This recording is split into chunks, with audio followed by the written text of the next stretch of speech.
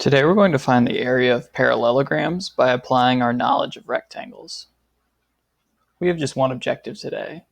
It's that we can show the area formula for the region bounded by a parallelogram by composing it into rectangles.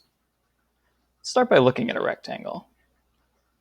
We know that our area formula for a rectangle is area equals length times width.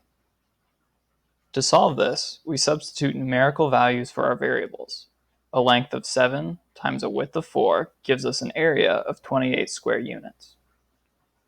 Now let's look at a parallelogram. We don't measure parallelograms with the labels length and width. We define the two side lengths on the left and right of our parallelogram simply as sides. We call the top and bottom of our parallelogram the base. The final dimension we measure is the height of a parallelogram. Note that this is different from the side length because the height measures straight up and down.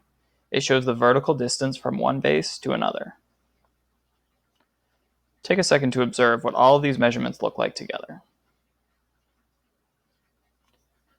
We don't yet have a formula for finding the area of a parallelogram. Thinking back to our objectives, we know that our goal is to use our knowledge of rectangles to work towards the area of a parallelogram.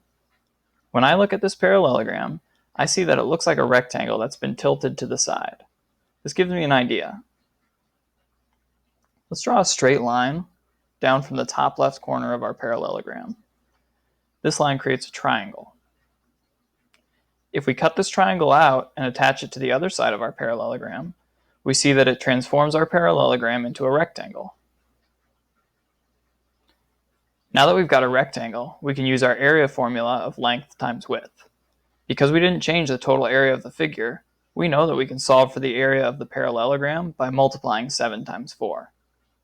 Let's see how we could find the same equation by looking at our original parallelogram.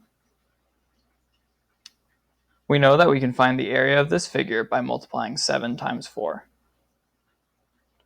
When looking at our parallelogram, we see that the value of 7 comes from the length of a base. This is the first part of our area formula for a parallelogram. We can also observe that the value 4 comes from the height of our parallelogram. Let's add height to our area formula. We now see that our area formula for a parallelogram is equal to the base times the height. When we substitute these values into our formula, we have an area of 28 square units. In the work ahead, you're going to see problems that include all kinds of labels.